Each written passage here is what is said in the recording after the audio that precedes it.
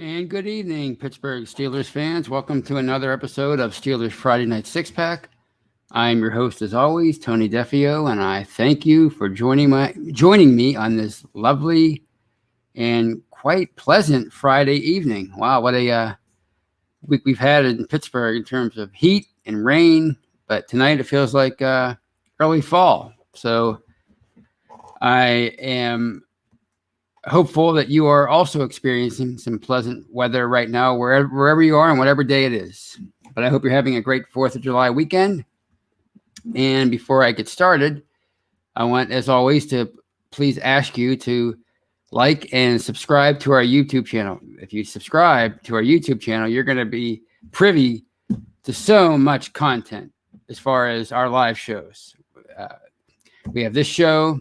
We have the Steelers Hangover on Monday with Brian Anthony Davis and yours truly. We have the Scobro Show with Dave Schofield and Rich, his brother Rich. That's every Tuesday. Every Wednesday, it's the Curtain Call with Michael Beck and Jeffrey Benedict. And then during the regular season, it's Know Your Enemy. And that's a great show. They always have, in the offseason and in the regular season, they always have a great guest on that offers insight to either draft picks, coaches, or during the regular season, the upcoming opponent. So you're really going to love that show. It's every Wednesday. Every Thursday, it's the preview with Jeff Hartman and Dave and Brian Anthony Davis, our podcasting manager. So please check that out. On Friday, it's this show, of course. Saturday, it's a Touchdown Under with Maddie Peverall and Mark Davidson, the two guys from Australia. They do a great job. Their show is really popular. On Sunday, during the off season, it's Tales from 2 a.m. with Brian Anthony Davis. And of course, during the regular season, we have all kind of Steelers content that you can enjoy on Sundays during the game. It's obviously a crazy time, but the content never ends. And of course, you can check all these live shows out, not only on YouTube, but also on Facebook, which I hope hopefully you're joining me on Facebook right now, as well as YouTube. And you can check those out live, but you can also check them out after the fact on any audio platform, iHeartRadio, Spotify, Stitcher. The list goes on. And you can also check out audio-only shows on any audio platform, of course, as the saying goes. And that's shows like The Retro Show with yours truly and Brian Anthony Davis, where we talk about old Steelers games. That's a lot of fun. I get to watch old Steeler games on YouTube or on another resource and talk about it with Brian. It's so much fun. And of course, there's the Stat Geek with Dave Schofield, the Live Mic with Michael Beck, the War Room with Maddie Peverall. Let's Ride with Jeff Hartman. So much stuff. And we're going to be bringing you more shows, more original shows, more original personalities. You're really in for a treat this coming regular season. It's coming Steelers season, starting probably in training camp. I mean, it's just going to be so fantastic that the content never ends. And of course, check out Behind the Steel Curtain, the website, where we bring you news, commentary, film breakdown, everything you could ever ask for in a Steelers website. We have it for you. It's your only stop shop. I don't know, whatever the saying is, your one-stop shop, your lone stop shop. The bottom line is, if you want Steelers content, this is the place to be. The website, the podcasting platform, we got you covered. So please give us a holler, give us a like, make us part of your daily Steelers routine. You won't be sorry. And hello to everybody in the live chat. We have Chad Landsman from Facebook, George Teston is joining us from YouTube, Steelers Pittsburgh, Gyro, Brad Jewett, Steeler Chick 46, Steeler Nation 412, Sean Manahan, who was the first to join us, the first one in. Sean Manahan, and I hope to be joined by some more fine folks. Daniel Noriega. Let's see who else. Kathy Ford. Thanks, Mean Joe. I mean, my God, we are. It's July. Was it July 2nd? Yeah, July 2nd. Yes. I don't know dates. Anyway, it's July 2nd as I'm doing the show, and we have such a dedicated audience. I am so extraordinarily impressed with you guys, and I can't wait. Danny Owens, my goodness. So, and here's Steeler Pittsburgh, and he or she, I'm not sure, says, drinking a six-pack with Tony. Well, there you go. I might do some of that after the show. I won't do it before the show, though, because I talk fast enough as it is. Me on alcohol trying to do a show, forget it. But I hope you enjoy that 6-pack. So, as the title suggests, I don't have a whole lot for you tonight. I have a couple topics. But the one bit of intriguing news, in my opinion, that came along this week was the rumor about Kevin Dotson, the second-year guard out of Louisiana, the player that everybody's excited about from the, in addition to Chase Claypool and a few others, people were really excited about Kevin Dotson and what he could possibly do at left guard in 2021.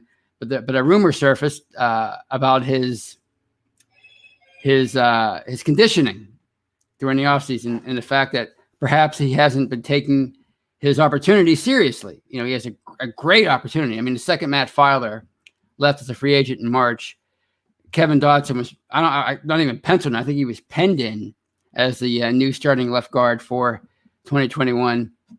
But according to Dejan Kovacevic, who's a longtime Steelers reporter, Pittsburgh sports reporter, I should say, including the Steelers. He's currently the head of DK Pittsburgh Sports, the website. According to a source that he says is impeccable within the Steelers organization, somebody is unhappy with Kevin Dotson's conditioning. And, of course, that caused a bit of an uproar at the beginning of the week. And actually, a lot of people rallied around Dotson and posted a bunch of videos and pictures of him and his physique and of him working out. And Dotson's, even his trainer came to his aid and said, look, this guy is putting in the work. And a lot of people were upset with Dejan. A lot of the other local reporters were like, I didn't hear anything about this. But in my opinion, I'm not saying it's true as far as the conditioning with Dotson, as far as the him not taking it seriously. What I am saying is someone within the organization is more than likely upset with Dotson for one reason or another. I don't know what the reason is.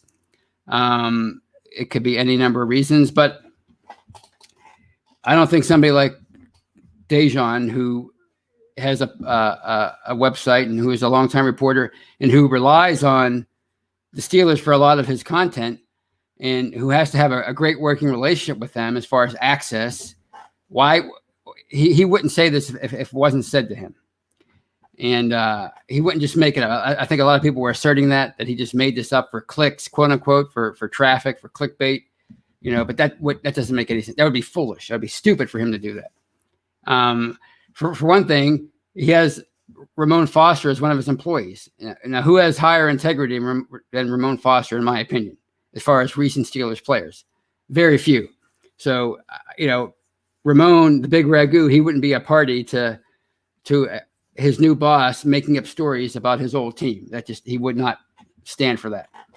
And why would Dejan risk losing access for his reporters and himself to players and coaches and whomever else as far as for interviews and coverage of the team? Why would he do that? It just wouldn't make any sense. So this more than likely was said to him, and there's more than likely somebody unhappy with Dotson. Justified or not, I don't know. Why? I don't know. It could be any number of reasons. It could be because Dotson's a 4th-round pick. And maybe this person thought they should have addressed the offensive line with a higher draft pick a few months ago in the 2021 NFL draft. It could be as simple as that.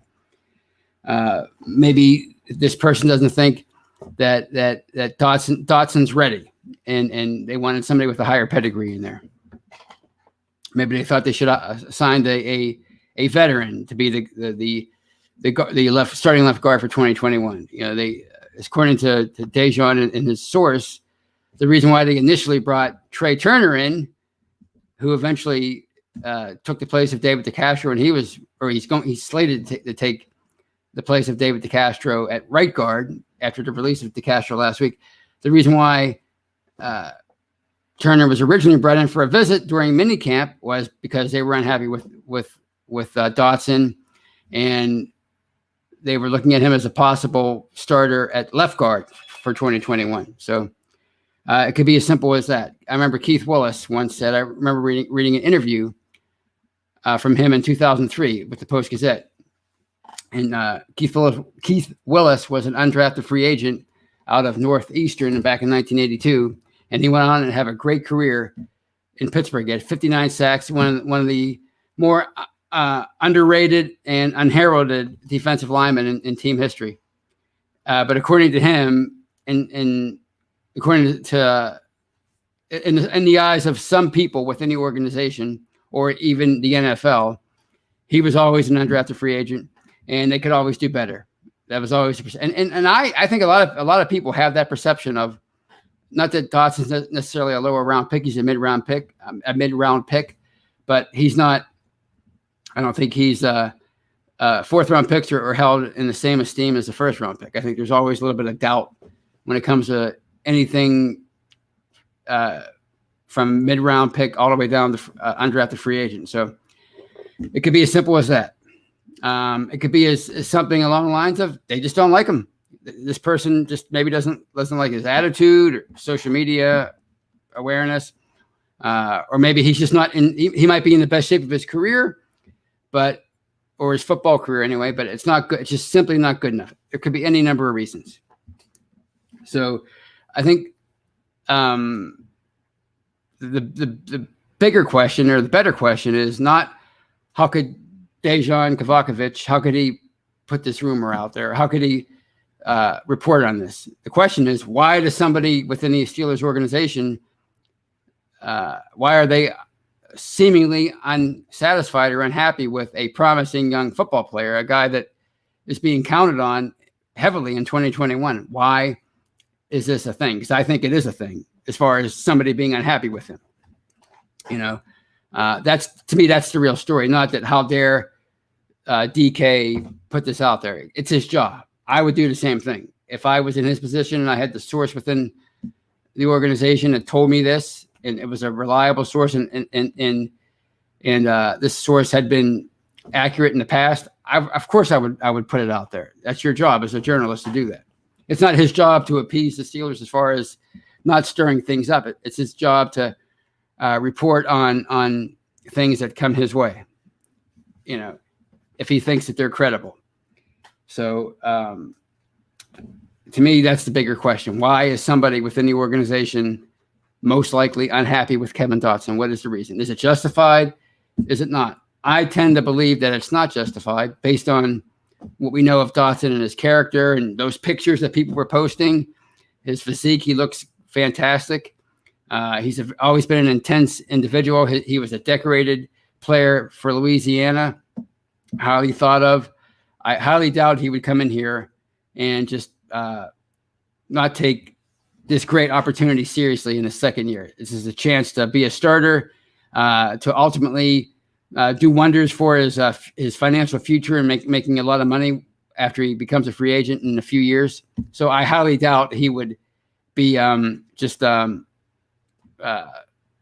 not taking this seriously. The question is, why is there that perception out there? And I mean, heck, Jerome Bettis came to Pittsburgh in 1996 with a reputation for having a bad attitude and being a malcontent and not being a hard worker and not being a great teammate.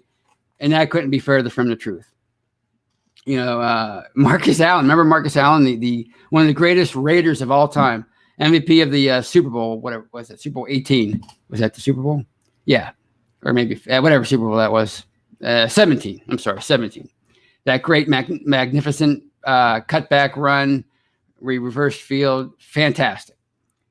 His owner, or his boss, Al Davis, the Raiders owner, always had it out for Allen. Nobody could ever figure out why. Some people thought it was because Allen held out a training camp a couple times. A lot of people thought it was because Allen was never a true breakaway threat, and Davis was always about speed. No matter what the position, he wanted speed. He believed in that kind of thing. You remember he had Bo Jackson on the team at one point. So nobody ever got to the bottom of it, but it was definitely a real thing. Allen has talked about this. Him and Davis never saw eye to eye. Davis was always trying to replace him. It just didn't make any sense. But, the saying is all you need in life to succeed at something is one person to be your champion. That's why I'm here right now, because Michael Bean, the original editor behind the Steel Curtain, saw something in my writing back in 2010. He asked me to be one of his regular writers, and now here we are. But the opposite can also be true.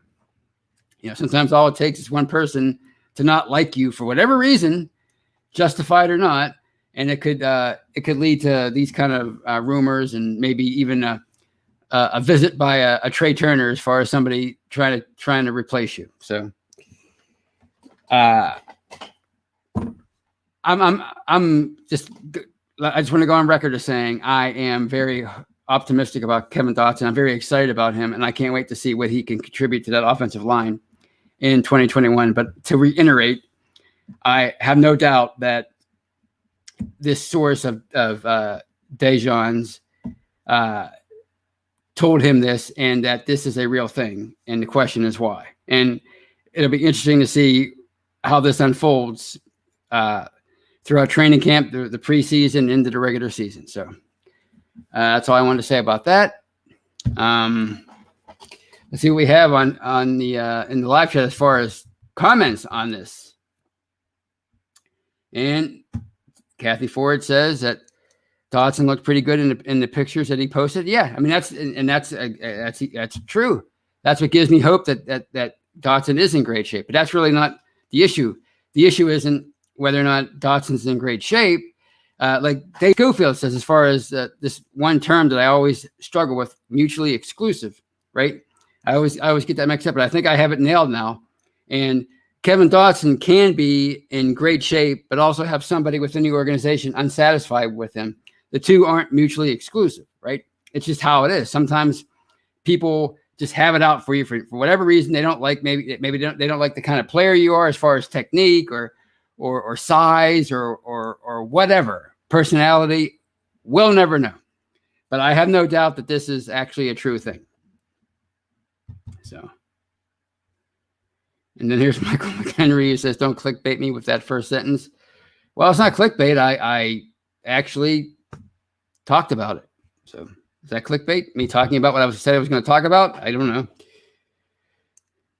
Brad Jewett, and I agree. Brad Jewett says, "I feel like Zach Banner is getting severely overlooked." I couldn't agree more. To reiterate, I couldn't agree more. I think I'm very excited about Zach Banner. I'm very excited about this line. And the reason why I'm excited about the line, like I talked about a few shows ago, it's because there's really no reason not to be.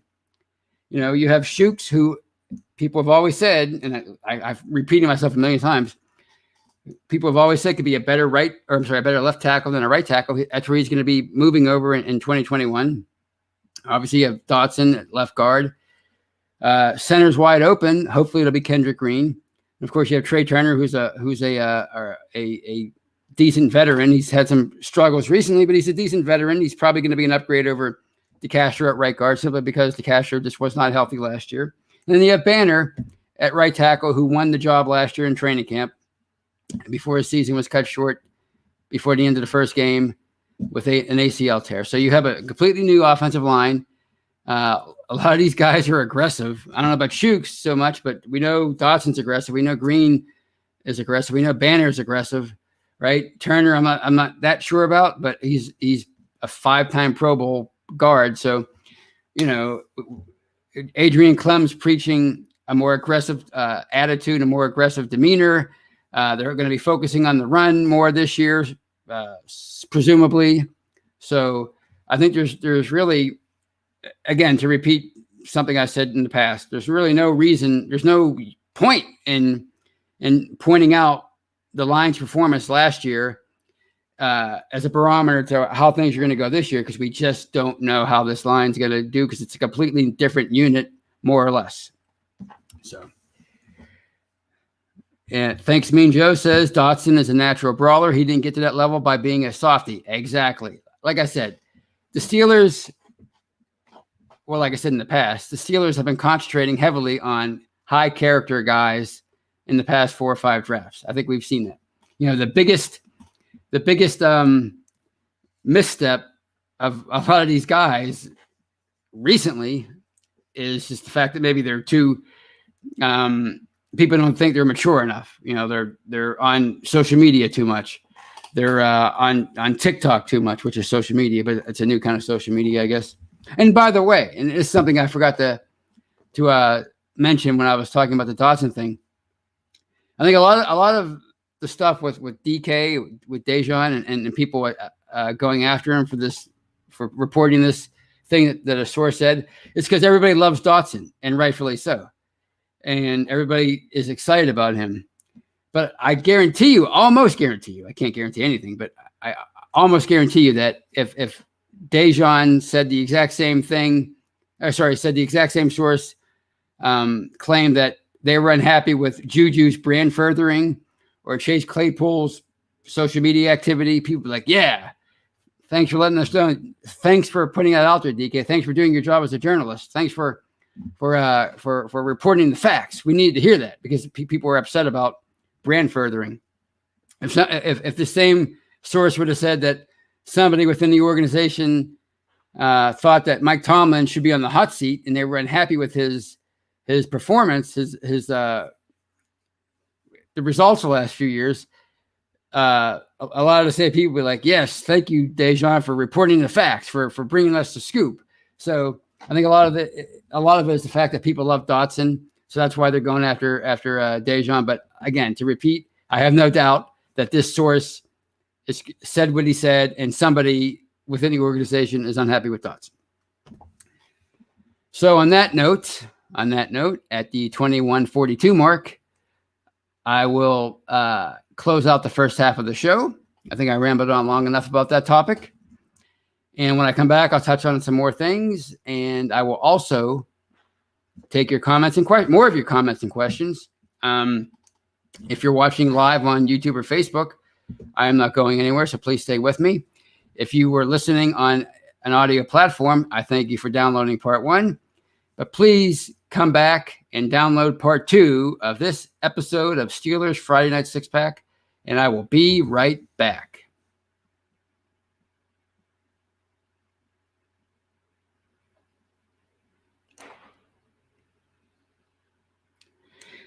And welcome back, everybody. Welcome back to part 2 of this episode of Steelers Friday Night Six Pack. I'm your host, as always, Tony Defio, and I thank you for sticking with me if you're watching me live.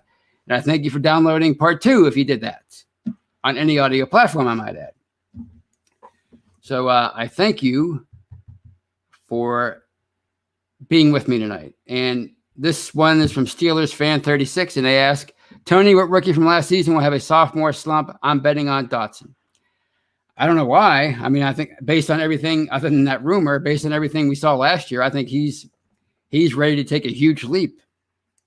As far as which ones I think are going to have a slump, regress, I can't answer that question. I'm really excited about Chase Claypool. I think the sky's the limit for that guy. They're counting heavily on Alex Highsmith. So if he regresses, that's bad news. Trying to think of who else. Gosh. Yeah, I don't know. McFarland barely played last year, so he can only go up as far as his play. Antoine Brooks is another one. He can only ascend and not descend. If he get, he didn't even play last year, really. So Wes Hickok says DK is overrated. That might be true, but that's beside the point. The point is he's got a pretty decent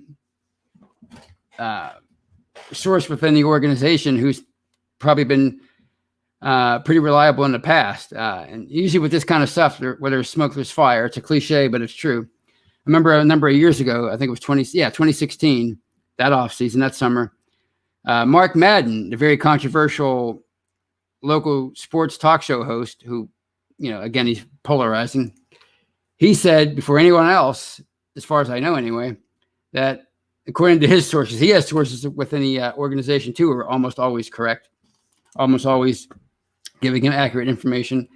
According to his source, Le'Veon Bell was going to be suspended for missing several drug tests. And initially everybody denied it. Bell denied it. None of the fans, or most of the fans, didn't want to believe it, but it turned out to be true.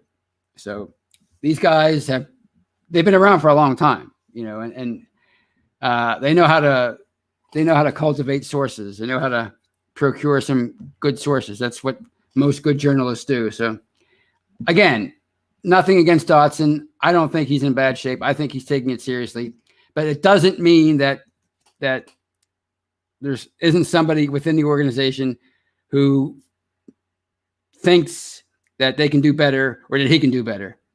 It's just, there's a lot of examples, excuse me, throughout sports history of really good players just not, having people doubt them for maybe often illogical reasons. That's just how it goes. So, all right. I have one more topic, just another topic I want to touch on, and that's really it's a fun one to me anyway, and it's just how excited I am about football being right around the bend.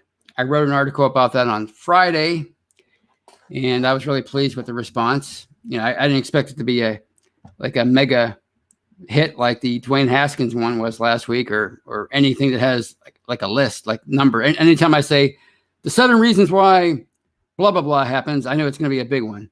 But I knew this one wouldn't be a big one. But I also knew that the responses would be really warm and encouraging, and that's what happened. So I was talking to my cousin the other day about the Steelers, and we were at a big family event.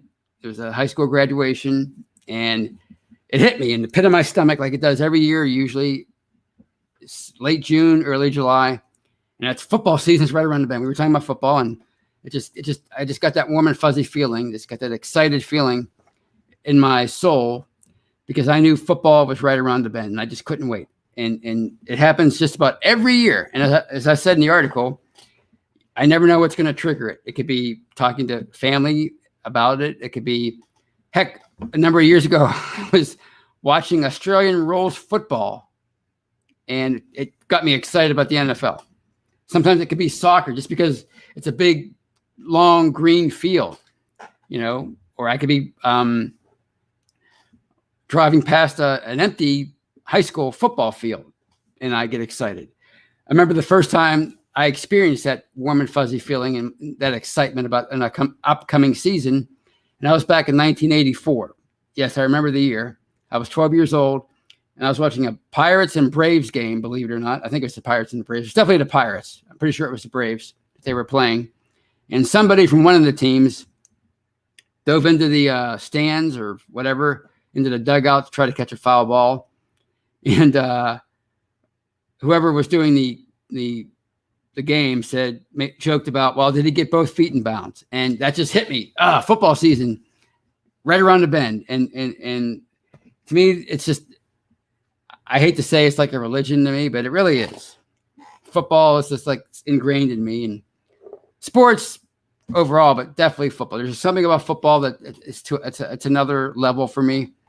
And, it has to do with family and friends and memories. And, when I was growing up, I wanted to be a football player, like a lot of people.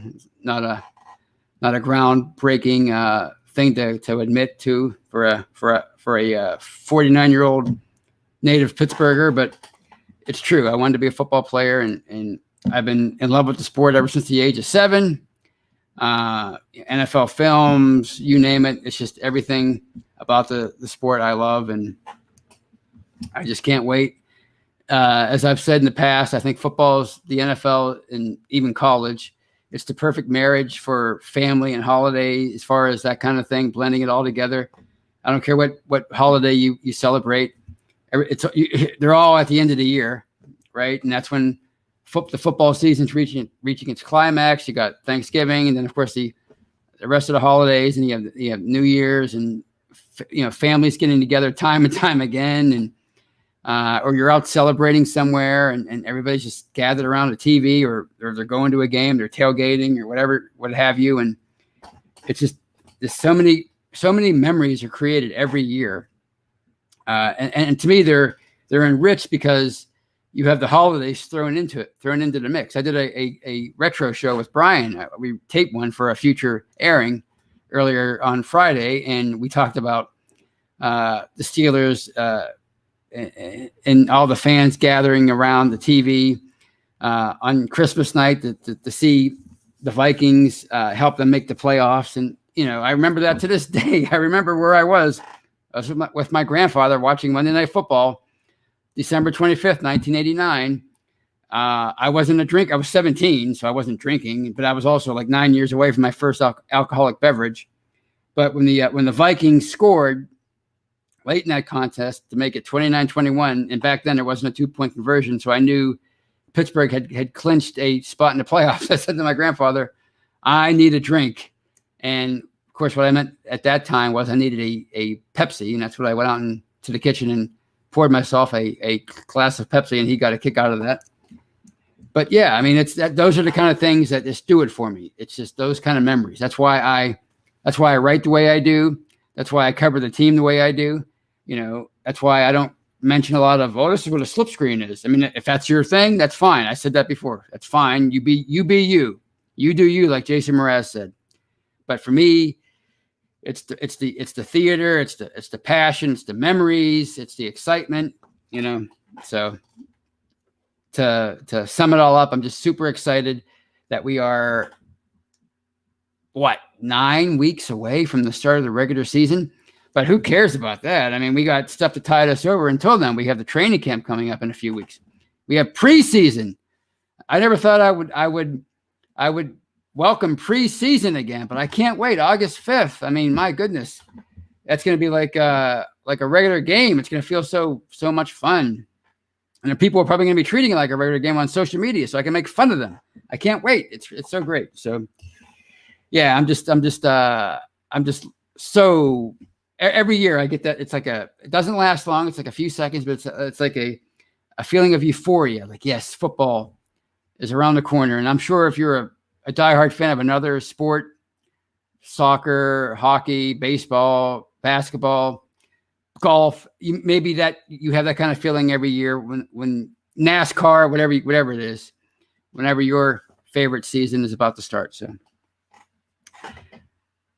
that's about all I have for you tonight, and I will take some comments and questions to round out the show as always. And Gyro says, and to echo my sentiment, preseason is going to be fun to watch. Exactly. And here's Steeler Pittsburgh, who says, I like your articles, Tony, and to clarify, I'm an old dude. Define old, because as I've found over the years, like 20 years ago, the thought of being 49, like, man, that's old. Now it's like 49, he's got his whole life ahead of him. That's how I feel. So let's see. Here's one from Port de Quinba. It's not Steeler related, but you could tie it into the whole Bell thing and what's going on with the NFL today. And they ask, what do you think of Sprinter Richardson being kicked out of? That's the famed U.S. sprinter, female sprinter, being kicked out of the 100 meters in the Olympics for testing positive for marijuana. Why do they still test for this in any sport? That's a good question. I mean, it's not. I don't think it's as big a deal as far as society as it used to. People don't look at it and go, oh my gosh, marijuana. But you have to remember, it's an international rule. If it was in the U.S., maybe it would be different. But it's international, and they have to decide on that. And you know how it is. I mean, any sort of any misstep like that, it's going to be looked down upon. So if she would have tested positive and was allowed to compete, they would say, oh, she's a cheater, even though I don't know how that could be cheating, but that's what people would say. So as long as it's still in the rule book, you have to be smart. I mean, this is your once in a lifetime opportunity. How often do these things come along? You could, I mean, if you're training to be to be in the Olympics, so I mean, I don't know why you would be partaking in any kind of whether it's recreational drug use or alcohol. I mean, your body's a temple at this point of your life. I mean, I wouldn't even, but I don't know. Then again, I've never tried it, so I don't know the effects that it has. And maybe it's beneficial for her training as far as being able to recover from train. I don't know. If it were up to me, I would say it's not. Steroids would be a much bigger deal to be caught in your system than that. But whatever. Again, it's an international thing, so it's hard to say. And here's George Teston. Number one, football is a game, not a war. It's for win or lose, not life or death. But say that in the summer, for winner brings the playoffs and a season is at stake. Author John Facenda. Yes, thank you. John Facenda, the voice of God, if there ever was one. See, now you're bringing back more memories there, George. You got John Facenda's voice.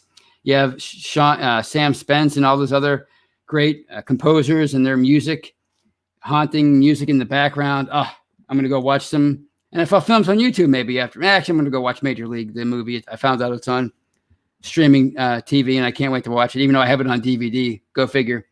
But yeah, that's what I do sometimes. I'll sit around or I'll clean my apartment and just put on NFL Films music while I'm doing it.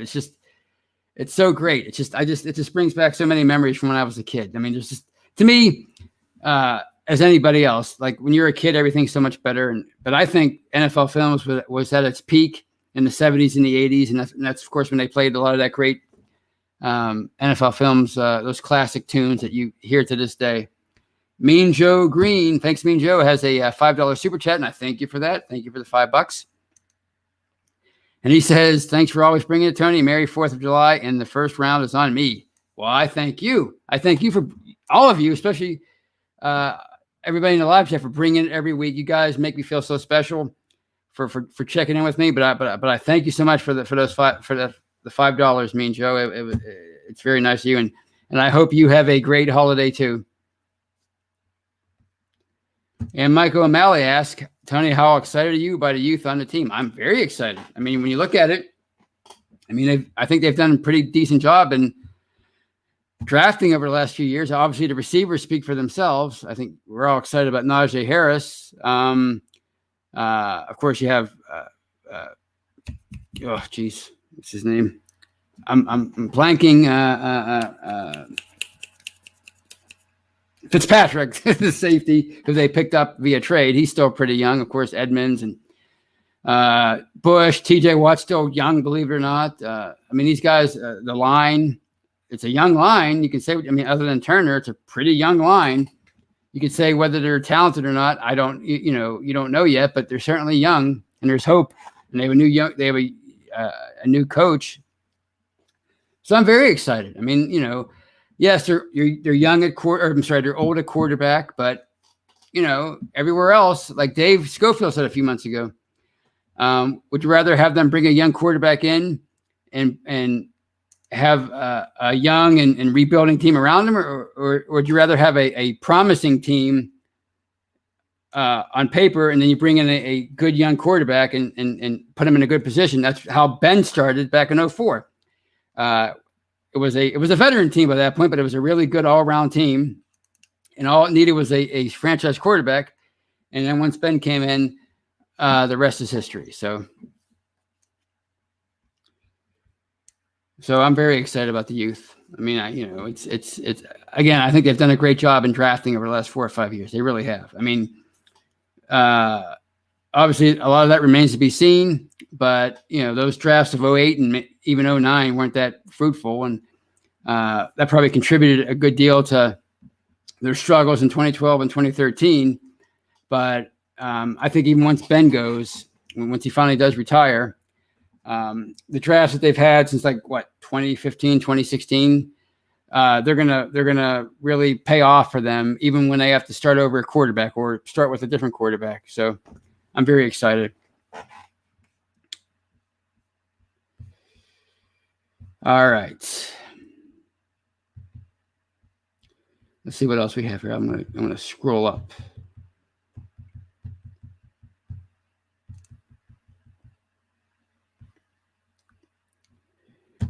And Steelers fan 36 is about our senior editor, Jeff Hartman, and he asked, Tony, why is Jeff Hartman such a hater on Jordan Berry when he hasn't ever played football in his life?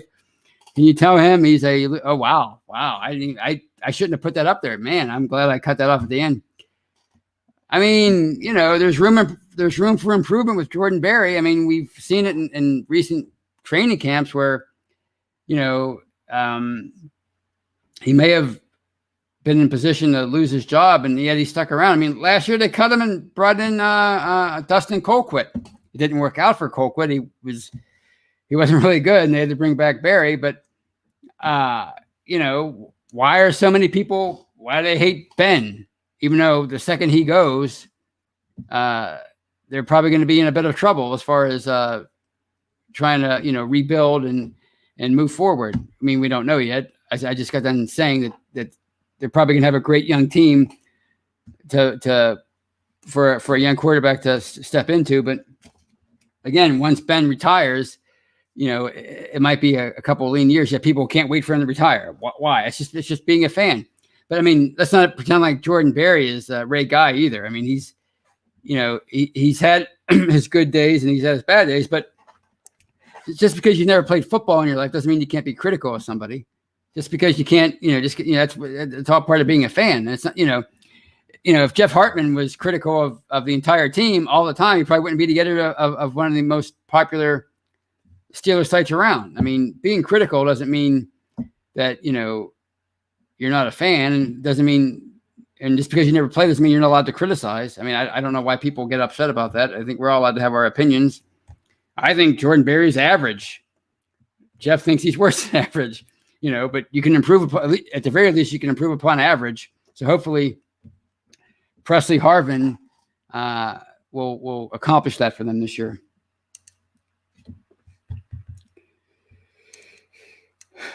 All right. On that note, at the 42:04 mark, I just don't know why I'm saying the time tonight, but I think I'm going to tell you all good night. And again, I hope you all have a great weekend and a great 4th of July weekend. Party safe, but party hard. And on that, until I talk to you again, go Steelers. Take care, everybody.